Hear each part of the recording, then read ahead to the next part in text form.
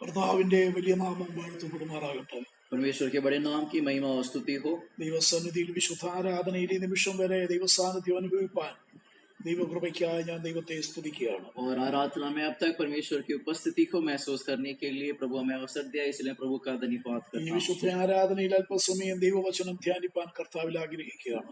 और आने वाले कुछ समय में परमेश्वर के वचन से मनन करने के लिए हम कोशिश करेंगे। ഇന്ന് പകൽക്കാല ദൈവവചനത്തിൽ നിന്ന് നമ്മൾ കേൾക്കുന്നത്, നാം ചിന്തിക്കുന്നത് ദൈവത്തിന്റെ സന്നിധിയിൽ മുട്ടുകുത്തുക എന്നതിനെ കുറിച്ചാണ്. परमेश्वर की उपस्थिति में घुटने टिकाने के विषय में आज हम मनन करेंगे। ദൈവ സന്നിധിയിൽ മുട്ടുകുത്തുക. परमेश्वर की उपस्थिति में घुटना टिकाना। ദൈവസന്നിധിയിൽ മുട്ടുകുത്തുക എന്ന് പറയുന്നത് ഒരു ശ്രേഷ്ഠവും മഹത്വമുള്ള അനുഭവമാണ്. परमेश्वर की उपस्थिति में घुटना टिकाना ये बहुत ही महिमामय और श्रेष्ठ कार्य है। ജീവിതത്തെ മാറ്റിമറിക്കുന്ന അനുഭവമാണ്, സമൂഹത്തെ മാറ്റിമറിക്കുന്ന അനുഭവമാണ്, കുടുംബത്തെ, സഭയെ മാറ്റിമറിക്കുന്ന അനുഭവമാണ്, സംഭവങ്ങളെ, അവസ്ഥകളെ മാറ്റിമറിക്കുന്ന അനുഭവമാണ് ദൈവസന്നിധിയിൽ മുട്ടുകുത്തുന്ന ശ്രേഷ്ഠ അനുഭവം എന്ന് പറയുന്നത്. परिस्थितियों को बदलने वाला, अनुभवों को बदलने वाला, घटनाओं को बदलने वाला, दुनिया के संदर्भों को बदलने वाला अनुभव है परमेश्वर के सामने घुटने टिकाकर बैठने का अनुभव। നമ്മുടെ ചിന്തയ്ക്കായി ഒരു ദൈവവചന ഭാഗം ഞാൻ ഇവിടെ വായിക്കുകയാണ്. और हमारे मनन के लिए मैं एक पद आपके सामने पढ़ना चाहूंगा। എഫേസ്യ ലേഖനം 3-ാം അധ്യായം അതിന്റെ 14-15 വാക്യം. एफेसियों की पत्री उसका 3रा अध्याय 14 और 15 आयत। അത് നിമിത്തം ഞാൻ സ്വർഗത്തിലും ഭൂമിയിലുമുള്ള സകല കുടുംബത്തിനും പേർ വരുവാൻ കാരണമായ പിതാവിന്റെ സന്നിധിയിൽ മുട്ടുകുത്തുന്നു. यहाँ पर इस प्रकार लिखा है, मैं इसी कारण उस पिता के सामने घुटने टेकता हूँ जिससे स्वर्ग और पृथ्वी पर हर एक घराने का नाम रखा जाता है। ദൈവത്തിന്റെ സന്നിധിയിൽ, പിതാവിന്റെ സന്നിധിയിൽ മുട്ടുകുത്തുന്ന പൗലോസ് അപ്പോസ്തലൻ. परमेश्वर के सामने, पिता के सामने घुटना टेकने वाला प्रेरित पौलुस ദൈവത്തിന്റെ ജനത്തിനു വേണ്ടി സ്വർഗത്തിലും ഭൂമിയിലും പേർ വരുവാൻ കാരണമായി തീർന്ന ദൈവത്തിന്റെ സന്നിധിയിൽ മുട്ടുകുത്തുകയാണ് അപ്പോസ്തലൻ. और जिस परमेश्वर के सामने, जिस स्वर्गीय परमेश्वर के कारण जगत के सारे घराने का नाम रखा गया है, उस प्रभु के सामने वो अपने घुटनों पर आ रहा है। ദൈവമക്കൾക്കുള്ള ആത്മീയ ഉത്തരവാദിത്വം സാർവദേശികമായി ലോകത്തിന്റെ 5 വൻകരകളിലും ചിതറിപ്പാർക്കുന്ന തന്റെ നാമം വിളിക്കപ്പെട്ട വിശുദ്ധന്മാർക്ക് വേണ്ടി പ്രാർത്ഥിപ്പാനുള്ള ഒരു വലിയ ആത്മീയ ഉത്തരവാദിത്വം ഈ ദൈവവചനം നമ്മെ പഠിപ്പിക്കുകയാണ്. और ये वचन परमेश्वर के नाम से जाने गए प्रभु के लोगों को ये जिम्मेदारी दे रहा है और उनकी जिम्मेदारियों को याद भी दिला रहा है कि दुनिया के चारों ओर जो लोग फैले हुए हैं, परमेश्वर के पवित्र लोगों के लिए प्रार्थना करना, उनके लिए बिछवाई करना, मध्यस्थता करना, वो हमारे लिए दिया गया उत्तरदायित्व है। സ്വർഗത്തിലും ഭൂമിയിലും പേർ വരുവാൻ കാരണമായി തീർന്ന സകല കുടുംബത്തിനു വേണ്ടി, स्वर्ग के नाम में जो लोग जाने जा रहे हैं, उन सारे लोगों के लिए प्रार्थना करना ഇത് എഫെസോസിലെ സഭയെ മാത്രം ബാധിക്കുന്ന കാര്യമല്ല. केवल एफेसियों की कलीसिया के लिए नहीं है। ആ സഭയിൽ മാത്രമല്ല സ്വർഗത്തിലും ഭൂമിയിലും പേർ വരുവാൻ കാരണമായ കുടുംബങ്ങൾ ഉള്ളത്. केवल उन्हीं में ऐसे लोग नहीं है जिनमें स्वर्ग और पृथ्वी के घराने का नाम रखा गया है। കർത്താവിന്റെ രക്തത്താൽ വീണ്ടെടുക്കപ്പെട്ട് സ്വർഗത്തിലും ഭൂമിയിലും പേർ വരുവാൻ കാരണമായ എണ്ണിയോ തീരാത്ത വിശുദ്ധന്മാർ ലോകത്തിന്റെ 5 വൻകരകളിലായി ചിതറി പാർക്കുന്നുണ്ട്. स्वर्ग और पृथ्वी में जिनका नाम है, ऐसे अनेक लोग इस पृथ्वी में फैले हुए हैं। അനേക വലിയവരും ചെറിയവരും, യഹോവ ഭക്തന്മാരായ ചെറിയവരും വലിയവരുമായ അനേക ഭക്തന്മാർ ഭൂലോകത്തിൽ ദൈവത്തെ സേവിക്കുന്നുണ്ട്. परमेश्वर के लोग जो बड़े हैं, जो छोटे हैं, ऊंचे हैं, जो दीन है, ऐसे अनेक लोग दुनिया में परमेश्वर की सेवा में है। अनेक लोग परमेश्वर की आराधना कर रहे हैं। നമ്മൾ അവരെല്ലാം കണ്ടിട്ടില്ല, हम उन्हें नहीं देखे हैं, നമുക്ക് അവരെല്ലാം അറിയില്ല, हम सारे लोगों को नहीं जानते हैं, അവരുടെ എല്ലാവരുടെ പേരറിയില്ല, हम सारे लोगों के नामों को नहीं जानते അവരുടെ हैं, എല്ലാവരുടെയും ഡീറ്റെയിൽ നമുക്കറിയില്ല, उनके विवरणों को हम नहीं जानते हैं, അവരുടെ എല്ലാവരുടെ കഷ്ടതയെക്കുറിച്ചോ ഭാരത്തെക്കുറിച്ചോ ദുഃഖത്തെക്കുറിച്ചോ സങ്കടത്തെക്കുറിച്ചോ ആവശ്യത്തെക്കുറിച്ചോ നമുക്കറിയില്ല. उनके कष्ट, उनके दर्द और परेशानियों के बारे में हम नहीं जानते। പക്ഷേ നമ്മെ പോലെയുള്ള അനേക വിശുദ്ധന്മാർ ഉണ്ട് എന്നറിഞ്ഞ്, लेकिन हम ये जानते हैं कि हमारे समान पवित्र लोग और भी है। നമ്മുടെ അനുഭവത്തിൽ കൂടെ പോകുന്ന അനേക ഭക്തന്മാരുണ്ട് എന്നറിഞ്ഞ്, हमारे समान परिस्थितियों में जाने वाले, परेशानियों में जाने वाले लोग हैं, ये जानकर നമ്മുടെ ആവശ്യങ്ങളിൽ കൂടെ, നമ്മുടെ കഷ്ടതയിലൂടെ, നമ്മുടെ സങ്കടത്തിൽ കൂടെ, നമ്മെ പോലെ ഭാരത്തിലൂടെ, ബലഹീനതയിൽ കൂടെ, രോഗങ്ങളിൽ കൂടെ പോകുന്ന അനേക ഭക്തന്മാർ ഉണ്ട് എന്നറിഞ്ഞ് നാം അവരെ വിശ്വാസത്താൽ ഓർത്ത് വിശ്വാസക്കന്നാൽ കണ്ട് അവർക്ക് വേണ്ടി പ്രാർത്ഥിപ്പാൻ ഉത്തരവാദിത്വം നമുക്കുണ്ട്. हमें हमारे समान परेशानियों में जाने वाले, दुख से गुजरने वाले, रोगों को उठाने वाले, कष्टों को उठाने वाले लोग, जब हमारे समान पवित्र लोग चारों ओर है, उनको याद करते हुए परमेश्वर के सामने घुटनों पर आना, उनके लिए प्रार्थना करना परमेश्वर के द्वारा दिया गया जिम्मेदारी है. हमें ये समझना जरूरी है. കാരണം എന്തെന്ന് ചോദിച്ചാൽ അവരുടെ പേരും സ്വർഗത്തിൽ എഴുതിയിരിക്കുന്നതാണ്. क्यों? उनका नाम भी हमारे समान स्वर्ग में लिखा गया है. നമ്മുടെ പേര് എഴുതിയ ദൈവം തന്നെ അവരുടെ പേരും എഴുതിയിരിക്കുകയാണ്. जिस परमेश्वर ने हमारा नाम स्वर्ग में लिखा, उसी परमेश्वर ने उनका नाम भी स्वर्ग में लिखा है. നമ്മുടെ പേര് എഴുതിയ പുസ്തകത്തിൽ തന്നെയാണ് അവരുടെ പേരും എഴുതിയിരിക്കുന്നത്. जिस किताब में हमारा नाम लिखा गया है, उसी किताब में उनके नाम को भी लिखा गया है. നമ്മുടെ മേൽ പകർന്ന ആത്മാവിനെ തന്നെയാണ് അവരുടെ മേൽ പകർന്നേക്കുന്നത്. और जिस आत्मा को हम पर उंडेला है, उसी आत्मा को उन पर भी उंडेला गया है. ഇബ്രായലേഖനം 12-ാം അധ്യായത്തിൽ പൗലോസ് പറയുന്നു, इब्रानियों की पत्री 12 अध्याय में प्रेरित पौलुस लिखता है, അതിന് 23-ാം വാക്യം, उसका 23 आयत, സ്വർഗത്തിൽ പേരെഴുതിയിരിക്കുന്ന ആദ്യജാതന്മാരുടെ സഭയ്ക്കും അടുക്കലത്രേ നാം വന്നിരിക്കുന്നത്. और इस प्रकार लिखा है, उन पहलोटों की साधारण सभा और कलीसिया में हम आ पहुंचे हैं. സ്വർഗത്തിൽ പേരെഴുതിയിരിക്കുന്ന ആദ്യജാതന്മാരുടെ സഭ, ऐसे पहलोटों का सभा जिनका नाम स्वर्ग में लिखा गया है. സ്വർഗത്തിൽ പേരെഴുതിയിട്ടുള്ള ഒരു കൂട്ടം ആദ്യജാതന്മാർ നമുക്ക് മുൻപേ അവിടെ ഉണ്ട്.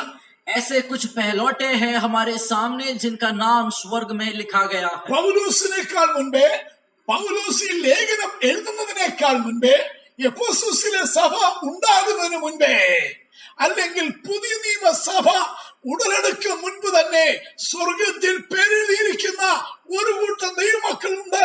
ആദ്യജാതന്മാരുടെ സഭയെന്നാണ് പൗലോസ് അവരെ സംബോധന ചെയ്യുന്നത്. और ऐसे लोग हमारे सामने हैं जो पौलुस अपनी प्रेरित की पत्री लिखने से पहले, इफिसियों की पत्री लिखने से पहले, नया नियम का कलीसिया जन्म लेने से पहले ही ऐसे कुछ पहलोटों का कलीसिया हमारे सामने है. इस प्रकार उन्हें संबोधित किया गया है. നിഷ്കൽമഷയുഗത്തിലെ ഒരു കൂട്ടം ദൈവവൈദ്യന്മാർ അവിടെ കാണും. और नियम के युग में जो लोग जीते थे, ऐसे लोग वहां पर हम देखते हैं. മനസ്സാക്ഷി യുഗത്തിലെ ഒരു കൂട്ടം ദൈവവൈദ്യന്മാരുടെ പേര് അവിടെ കാണും. और मन की भावनाओं में जीने वाले, उस युग में रहने वाले कुछ लोगों को हम वहां पर देखते हैं. ന്യായപ്രമാണ യുഗത്തിലെ ഒരു കൂട്ടം ഭക്തന്മാരുടെ പേര് അവിടെ ഉണ്ട്. और जो नियम और कानून के अनुसार जीते थे, उस युग में रहने वाले कुछ लोगों का नाम वहां पर हम देखते हैं. അവരൊക്കെ അതാത് യുഗത്തിലെ അതാത് കാലഘട്ടത്തിലെ ആദ്യ ഫലങ്ങളാണ്. और वे लोग जो है उस युग के लोग हैं, उस युग के पहला फल है. കൃപായുഗത്തിലെ ആദ്യ ഫലം കൃപായുഗ വിശ്വാസികളായ പുതിയ നിയമസഭയാണ്. और अनुग्रह के युग में रहने वाले कलीसियाओं में पहलौटे जो है वो पहले नियम के कलीसिया है. യാക്കോബിന്റെ ലേഖനം 1:18 അപ്പോസ്തലൻ ഇങ്ങനെ പറയുന്നു, और याकूब के पत्री में इस प्रकार प्रेरित लिखता है, നാം അവന്റെ സൃഷ്ടികളിൽ ഒരുവിധം ആദ്യഫലമാകേണ്ടതിന് അവൻ തന്റെ ഇഷ്ടപ്രകാരം സത്യത്തിന്റെ വചനത്താൽ നമ്മെ വീണ്ടും ജനിപ്പിച്ചിരിക്കുന്നു. और वहां पर इस प्रकार लिखा है कि हम किसी प्रकार उनमें पहलौटा बन जाए, इसीलिए परमेश्वर ने हमारे लिए वो काम किया है. അപ്പോൾ ഈ കൃപായുഗത്തിൽ നാം ഒരുവിധം ആദ്യഫലമായി തീരുവാൻ ദൈവം തന്റെ ഇഷ്ടപ്രകാരം തന്റെ വചനത്താൽ നമ്മെ വീണ്ടും ജനിപ്പിച്ചതാണ്. അതോർത്ത് ഞാൻ ദൈവത്തെ സ്തുതിക്കുകയാണ്. और इस नए सृष्टि में हम पहलौटे ठहरने के लिए, पहला फल ठहरने के लिए परमेश्वर ने उद्धार का काम हमारे लिए करते हुए हमें वहां पर स्थापित किया है. നാം ജനിച്ചതല്ല, ദൈവം നമ്മെ വീണ്ടും ജനിപ്പിച്ചതാണ്. हम जन्म नहीं लिए, लेकिन परमेश्वर ने हमें नया जन्म दिया है. നാം നമ്മുടെ ഇഷ്ടപ്രകാരം ജനിച്ചതല്ല, നമ്മുടെ ഇഷ്ടപ്രകാരം കൃപയിൽ വന്നതല്ല, ദൈവത്തിന്റെ ഇഷ്ടപ്രകാരം ദൈവം നമ്മെ വിളിച്ച് ജനിപ്പിച്ച് ഈ കൃപയിൽ കൊണ്ടുവന്നതാണ്. अर्थात हम अपने मर्जी के अनुसार जन्म नहीं लिए, लेकिन परमेश्वर अपने अनुग्रह के कारण हमें नया जन्म देकर इस विश्वास में लेकर आए. അപ്പൊ സ്വർഗത്തിൽ പേരെഴുതിയിരിക്കുന്ന ഒരു കൂട്ടം ആദ്യജാതന്മാരുടെ സഭയുണ്ട്.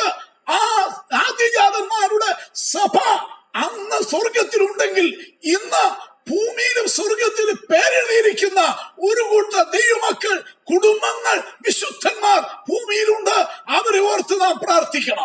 और पहला टोकस कलीसिया जो स्वर्ग में है, जब हमारे सामने ऐसा दर्शन दिखता है, उसके बाद परमेश्वर के यीशु मसीह के लहू के कारण जन्म लिए कलीसिया हमारे बीच में है, जिनके लिए हमें आज प्रार्थना करना है। അങ്ങനെ പേര് വരുവാൻ കാരണമായ കുടുംബങ്ങൾക്ക് വേണ്ടി ഞാൻ ദൈവത്തിന്റെ പിതാവിന്റെ സന്നിധിയിൽ മുട്ടുകുത്തുന്നു.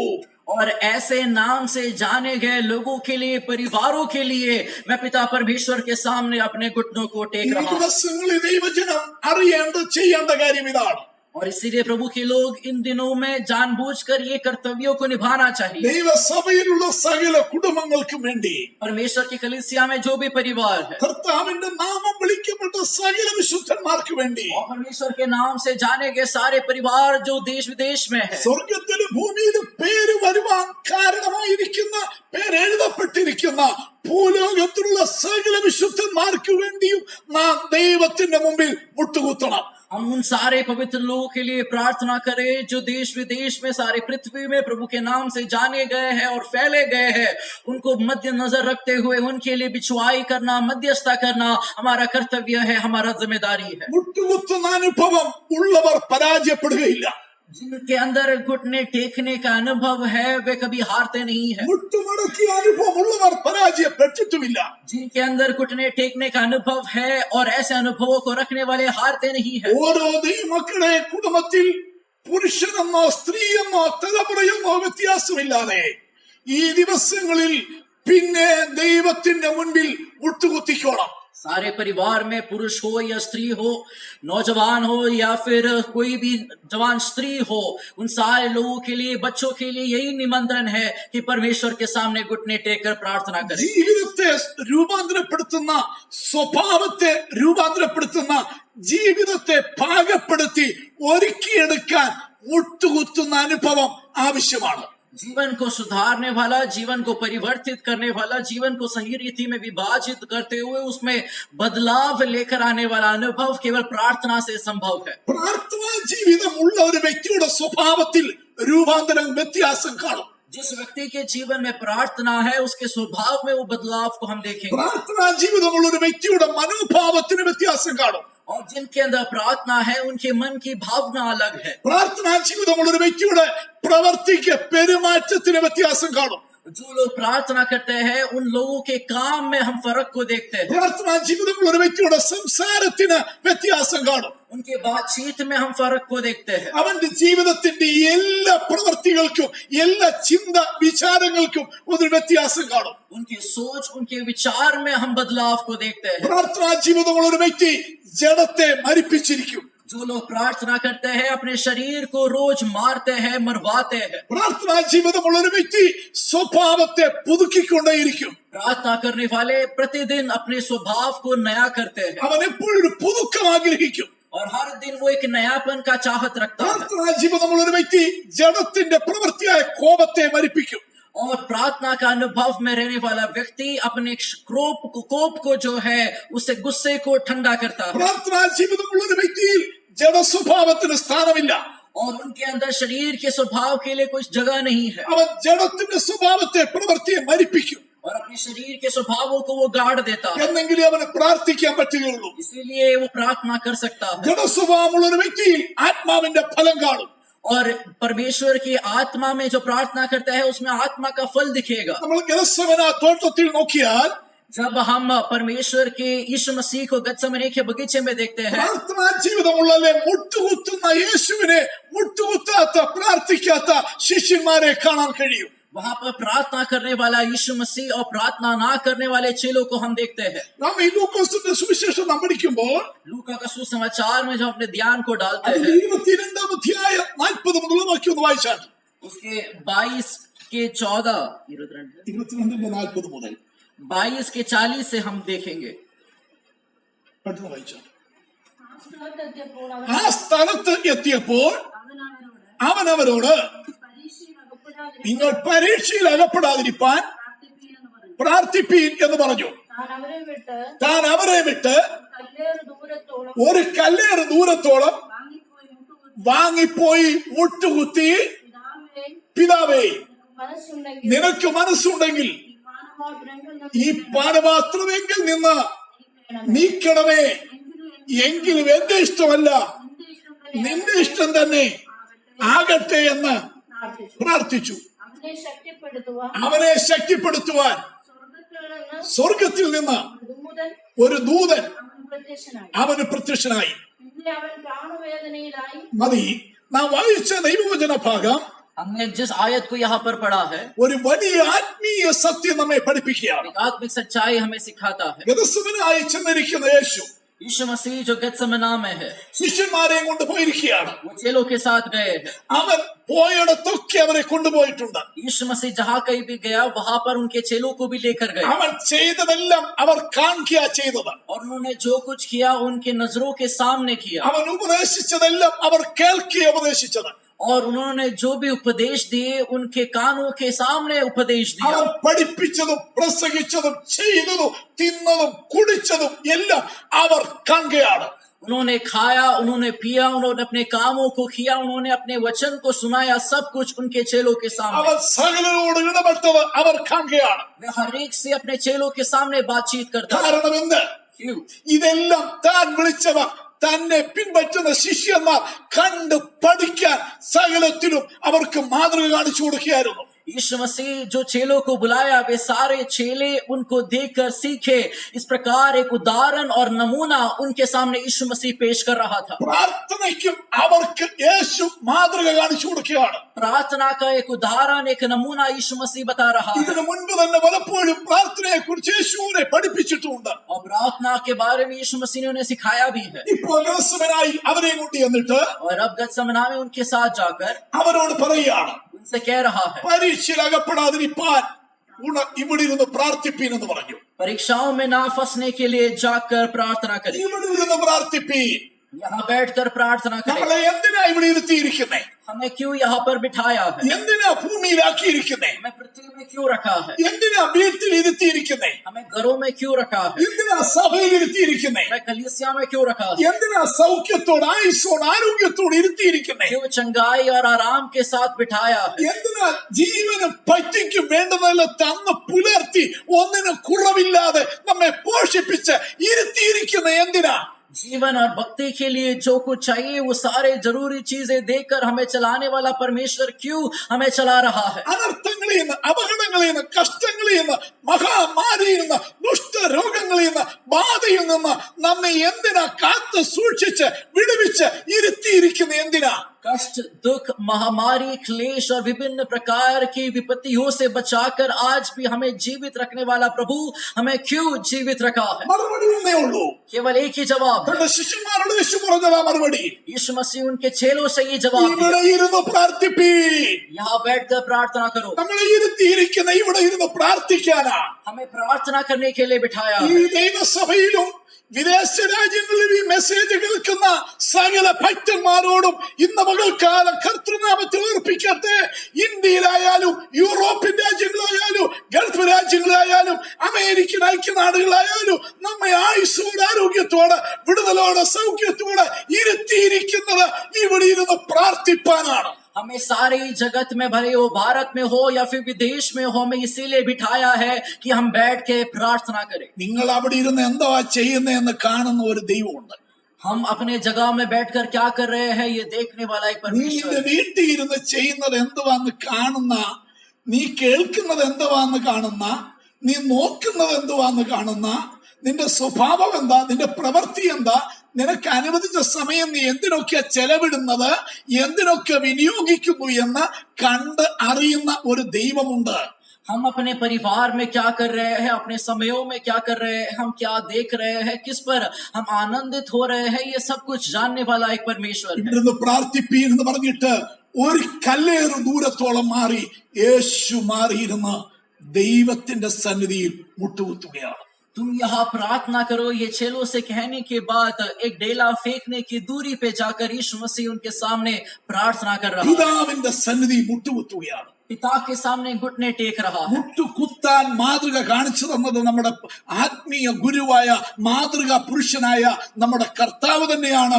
മുട്ടുകുത്താൻ നമുക്ക് മാതൃക കാണിച്ചു തന്നത്.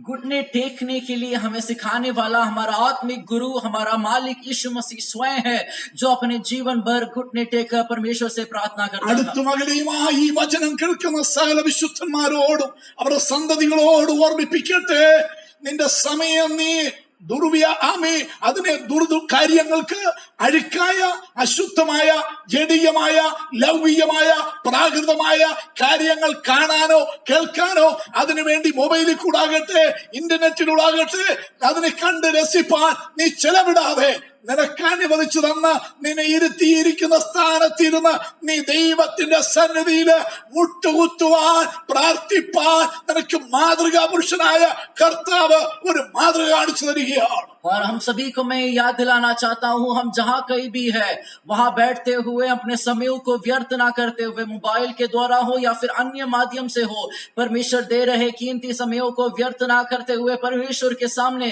उसको सदुपयोग करने के लिए, लोगों के लिए प्रार्थना करने के लिए मैं आपको निमंत्रण दे रहा हूँ. മുട്ടുകുത്തിയ കർത്താവ് പിതാവിനോട് പറയാണ്, നിന്റെ ഹിതം എന്തോ അത് നിവർത്തിയാകണം. और जिस यीशु मसीह ने अपने घुटने को टेका, वो कहता है जो आपका मर्जी है वो मेरे जीवन में നിനക്ക് മനസ്സുണ്ടെങ്കിൽ ഈ പാനപാത്രം നീങ്ങി പോകണം. यदि तू चाहे तो ये कटोरे को मुझसे दूर कर. നിനക്ക് മനസ്സുണ്ടെങ്കിൽ, यदि तू चाहे तो. പ്രാർത്ഥിക്കുന്ന ദൈവവൈദ്യന് മാത്രമേ ദൈവത്തിന്റെ മനസ്സറിയാൻ കഴിയത്തുള്ളൂ. जो प्रार्थना करते हैं केवल वही परमेश्वर के चाहत को जान सकते हैं. മുട്ടുകുത്തുന്ന ദൈവവൈദ്യന് മാത്രമേ ദൈവത്തിന്റെ മനസ്സറിയാൻ കഴിയത്തുള്ളൂ.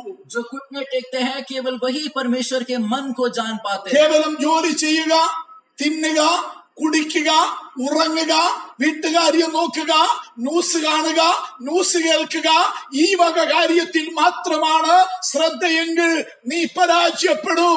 എന്നാൽ ദൈവസന്നിധി മുട്ടുകുത്താൻ, പ്രാർത്ഥിപ്പാൻ നീ മനസ്സ് വെക്കുന്ന അങ്ങനെ ശീലമുള്ള അങ്ങനെ പതിവ് നിന്റെ ജീവിതത്തിൽ, നിന്റെ കുടുംബത്തിൽ, നിന്റെ ഭാര്യയിൽ, നിന്റെ ഭർത്താവിൽ, നിന്റെ മക്കളിൽ ഉണ്ടെങ്കിൽ നീ പരാജയപ്പെടുകയില്ല. പെരുവെള്ളം കവിഞ്ഞു വന്നാലും അത് നിന്റെ പ്രാണനോളം എത്തുകയില്ല. എന്തെന്ന് ചോദിച്ചാൽ മുട്ടുകുത്തുന്നത് ദൈവത്തിന്റെ ഹിതമറിയാനാണ്. आमेन. जो लोग घुटने टेकते हैं, जो परमेश्वर के सामने प्रार्थना करते हैं, उनके खिलाफ कुछ भी आ जाए, ऐसे लोगों के सामने वो बाधा उन्हें मारता नहीं है, क्योंकि बाधाओं के ऊपर उनका प्रार्थना करने वाला स्वभाव परमेश्वर से काम करवाता है, और काम करने वाला प्रार्थना करने वालों के लिए आज भी जीवित है. നമ്മളെ സംബന്ധിക്കുന്ന, നമ്മുടെ കുഞ്ഞുങ്ങളെ സംബന്ധിക്കുന്ന, നമ്മുടെ ആത്മീയ ഭൗതിക ഭാവി വിഷയങ്ങളെ സംബന്ധിക്കുന്ന ഓരോ വിഷയത്തിന്മേലും, ഓരോ ആവശ്യങ്ങളുടെ മേലും, ഓരോ സംഗതികളുടെ മേലും ദൈവത്തിന്റെ മനസ്സെന്താന്ന് നമ്മൾ അറിയണം. ദൈവത്തിന്റെ ഹിതം എന്താന്ന് നമ്മൾ അറിയണം. ദൈവത്തിന്റെ ഉദ്ദേശം എന്താന്ന് നമ്മൾ അറിയണം. അതറിയണമെങ്കിൽ അതറിയാൻ ദൈവസന്നിധിയിൽ മുട്ടുകുത്തുവാൻ കർത്താവ് മാതൃക കാണിച്ചു തരികയാണ്. हमारे जीवन के एक एक क्षेत्र में, हमारे पारिवारिक जीवन में, हमारे भविष्य के संबंध में परमेश्वर हमसे क्या चाहता है ये जानने के लिए बार बार उनके सामने घुटने टेकना, प्रार्थना करना, उनसे बातचीत करना बहुत जरूरी होता है. നിങ്ങളെ തന്നെ ഒന്ന് ആത്മശോധന കഴിക്കുക. आप अपने आप को जांच कर देखें. ഈ കഷ്ടസമ്പൂർണമായ കാലത്ത്, और इस कष्ट से भरा हुआ समय में, ഈ രോഗവും പീഡയും വ്യാധിയും മഹാമാരിയും നാൾക്ക് നാൾ വർദ്ധിച്ചു വരുന്ന ഈ കാലത്ത്, ये महामारी, क्लेश और दुख बढ़ते जाने वाले इस समय में, അനേക വഴികളും ഉറവകളും അടഞ്ഞുകൊണ്ടിരിക്കുന്ന ഈ കാലത്ത്, जब अनेक स्रोत बंद हो जाते हैं, ദുഃഖവും സങ്കടവും വർദ്ധിച്ചുകൊണ്ടിരിക്കുന്ന ഈ കാലത്ത്, दुख और दर्द बढ़ने वाला इस समय में, വലിയ അനർത്ഥകരമായ, വലിയ വിനാശകരമായ, വലിയ ഇരുളടഞ്ഞ ഒരു കാലത്തിലേക്ക് ഈ ലോകം ഗമിച്ചുകൊണ്ടിരിക്കുന്ന, പോയിക്കൊണ്ടിരിക്കുന്ന ഈ സമയത്ത്, बहुत अंधेरा भरा हुआ आशाहीन परिस्थिति में जब दुनिया यात्रा कर रहा है, വാസ്തവമായി നിങ്ങൾക്ക് മുട്ടുകുത്താൻ കഴിയുന്നുണ്ടോ? क्या आप सच्चाई में घुटने टेक पा रहे हैं? വാസ്തവമായ ഒരു പ്രാർത്ഥനാ ജീവിതം നിങ്ങൾക്കുണ്ടോ? क्या आप सच्चाई में प्रार्थना कर पा रहे हैं? വാസ്തവമായ ഒരു പ്രാർത്ഥനാ പതിവ് നിങ്ങൾക്കുണ്ടോ? प्रार्थना का एक आदत क्या आपके अंदर है? വാസ്തവമായി കരയാൻ മനസ്സുള്ള ഒരു അനുഭവം നിങ്ങൾക്കുണ്ടോ? क्या रोने का एक अनुभव आपके अंदर है? അത് നിങ്ങളുടെ കുടുംബങ്ങൾക്കുണ്ടോ? क्या हमारे परिवारों में है? നിങ്ങളുടെ കുഞ്ഞുങ്ങൾക്കുണ്ടോ? क्या हमारे बच्चों में है? നമ്മുടെ സഭകൾക്കുണ്ടോ? क्या हमारे कलीसिया में है? അതിനെ അന്യോന്യം പ്രോത്സാഹിപ്പിക്കാറുണ്ടോ? क्या हम एक दूसरे को इसके लिए बढ़ावा देते हैं? അതിന് ഭർത്താവിനെ ഉത്സാഹിപ്പിക്കുന്ന ഭാര്യയുണ്ടോ? क्या पति को प्रोत्साहित करने वाला पत्नी है, അതിന് ഭാര്യയെ ഉത്സാഹിപ്പിക്കുന്ന ഭർത്താവുണ്ടോ? पत्नी को प्रोत्साहित करने वाला पति है क्या? അതിന് മക്കളെ ഉത്സാഹിപ്പിക്കുന്ന അപ്പനമ്മമാരുണ്ടോ? बच्चों को प्रोत्साहित करने वाले माता पिता है क्या? വരുവീൻ നമുക്ക് യഹോവയുടെ സന്നിധിയിലേക്ക് കയറിച്ചെല്ല എന്ന് തമ്മി വിളിച്ച് ഉത്സാഹിപ്പിക്കുന്ന കൂട്ടുവിശ്വാസികളുണ്ടോ? आओ हम परमेश्वर की उपस्थिति में जाते हैं, इस प्रकार कहने वाले साथी परमेश्वर के लोग हैं क्या? അലസരായി നിങ്ങൾ ജീവിക്കുന്നെങ്കിൽ, यदि हम आलसपन में जीते हैं, മടിയരായി നിങ്ങൾ പോകുന്നെങ്കിൽ, यदि हम आलसपन में आगे बढ़ रहे ബാക്കി हैं, എല്ലാ കാര്യത്തിനും ഉത്സാഹവും താല്പര്യവുമുണ്ട്, മുട്ടുകുത്താൻ മാത്രം, പ്രാർത്ഥിക്കാൻ മാത്രം താല്പര്യമില്ലാതെ, ഉത്സാഹമില്ലാതെ, അതിനെ അലസതയോടെ കണ്ട് കാര്യവിചാരമില്ലാതെ പോകുന്ന മനോഭാവത്തിൽ നിങ്ങൾ ആരെങ്കിലും ആയിരിക്കുന്നെങ്കിൽ ഇന്നുകൊണ്ട് തന്നെ നിങ്ങളുടെ ആ തെറ്റിനെ തിരുത്തി യഥാസ്ഥാനപ്പെട്ട് ദൈവസന്നിധി മുട്ടുകുത്താൻ നിങ്ങൾ ഒരുങ്ങിക്കൊള്ളുക. മുട്ടുമടക്കേണ്ട സമയം ഇത് തന്നെയാണ്. ദൈവമുഖം അന്വേഷിക്കേണ്ട സമയം ഇത് തന്നെയാണ്. കൈകളെ ദൈവത്തിലേക്ക് മലർത്തേണ്ട സമയം ഇത് തന്നെയാണ്. കരഞ്ഞ് വിലപിക്കേണ്ട സമയം, ആമി ഉപവസിക്കേണ്ട സമയം ഇത് തന്നെയാണ്. അതിന് ദൈവം നമ്മളെ ഇവിടെ ഇരുത്തിയിരിക്കുകയാണ്. और परमेश्वर ने हमें इसीलिए बिठाया है, ये जिम्मेदारी देते हुए कि परमेश्वर के सामने हम प्रार्थना करें। और यदि कोई प्रार्थना नहीं कर पा रहे हैं तो आपको जाग उठने का समय यही है, अपने हाथों को फैलाने का समय यही है, परमेश्वर की ओर नजरों को बढ़ाते हुए बिछुआई करने का, मध्यस्थता करने का समय यही है, क्योंकि इसके अलावा और कोई जिम्मेदारी परमेश्वर हमें दे नहीं रहा है और इससे बड़ा कर्तव्य कुछ है भी नहीं। हालेलुया। മുട്ടുമടക്കി പ്രാർത്ഥിച്ച കർത്താവ് പിതാവിന്റെ ഹിതം അറിഞ്ഞ് ആ ഹിതത്തിന് തന്റെ ദേഹം തീയി ആത്മാവിനെ സമർപ്പിച്ചു കൊടുത്ത് ദൈവ ഇഷ്ടം പൂർത്തീകരിച്ചിട്ട് വിജയിയായി, ജയാളിയായി എഴുന്നേറ്റ് വരും നമുക്ക് കാണുവാൻ കഴിയുന്നുണ്ട്. जिस यीशु मसीह ने परमेश्वर की मर्जी के लिए अपने आप को दे दिया और घुटने को टेका, हम देखते हैं कि वो यीशु मसीह जयवंत होकर आ रहा है। മുട്ടുമടക്കുന്ന ദൈവത്തിന്റെ ജനമേ, മുട്ടുമടക്കി പ്രാർത്ഥിച്ച് ദൈവം അന്വേഷിക്കുന്ന ദൈവജനമേ, നിനക്ക് തൽക്കാലം വേദനയും ഒറ്റപ്പെടുന്ന അനുഭവങ്ങളും ആമീൻ നിന്ദകളും ദുഷികളും സങ്കടങ്ങളും മുറിവുകളും നിന്റെ ജീവിതത്തിൽ വന്നാലും ശരി, ഒരു ദിവസം മുട്ടുമടക്കിയ നീ ഉണ്ടല്ലോ, ഇവയെല്ലാം അതിജീവിച്ച്, ഇവകളെയെല്ലാം നീ അതിജീവിച്ച് തല ഉയർത്തി കൊമ്പുയർത്തി ജയാളിയായി എഴുന്നേറ്റ് വരുമെന്ന യേശു കർത്താവിന്റെ അനുഭവം നമ്മെ പഠിപ്പിക്കുകയാണ്. यीशु मसीह का अनुभव हमें यह सिखाता है कि भले ही हम परेशानी में हो, दुख में हो, दर्द में हो और दुनिया के बोझ के कारण हमारा कंधा झुकता हो, लेकिन यदि आप उस बोझ के सामने, परेशानी के सामने, विपत्ति के सामने, प्रभु के परमेश्वर की उपस्थिति में यदि आप घुटनों को टेकते हैं तो प्रभु आपको ये याद दिला रहा है कि जिस प्रकार यीशु मसीह जयवंत हुए, मैं और आप भी जयवंत होंगे। ഇവിടെ നിന്ന് പ്രാർത്ഥിപ്പീൻ എന്ന് പറഞ്ഞ് ആക്കിയിട്ട് പോയി ആ ഈ ശിഷ്യന്മാർ യേശു തിരിഞ്ഞു വന്ന് നോക്കുമ്പോൾ അവർ ഉറങ്ങുന്നതയാ കണ്ടത്. പ്രാർത്ഥിക്കാനിരുത്തിയവർ ഇരുത്തിയ സ്ഥലത്തിരുന്ന് പ്രാർത്ഥിക്കാതെ ഉറങ്ങുന്നതാ കണ്ടത്. ഒന്നുകിൽ നിന്നെ ഇരുത്തിയ സ്ഥലത്ത് നീ പ്രാർത്ഥിക്കും, ഇല്ലെങ്കിൽ നിന്നെ ഇരുത്തിയ സ്ഥലത്ത് നീ ഉറങ്ങും.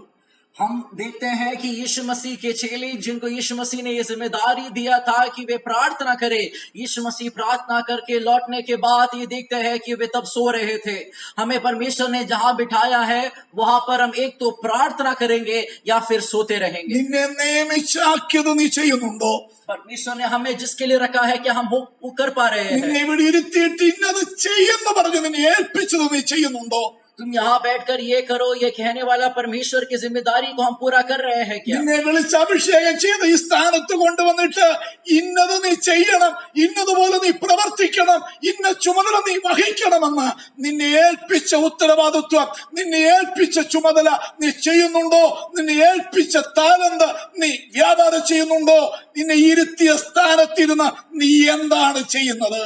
परमेश्वर ने हमें बुलाकर अभिषेक करते हुए यहाँ पर जब लेकर आया, परमेश्वर ने हमें कुछ जिम्मेदारियों को दिया, कुछ उत्तरदायित्व को दिया, कुछ तोड़ों को दिया कि हम उसकी व्यापार करें। और आज सुबह के समय अपने आप को जांच कर आप ये सवाल करें कि जहां पर परमेश्वर ने मुझे बिठाया है वहां बैठकर मैं क्या कर रहा हूं। അവൻ ഉറങ്ങി.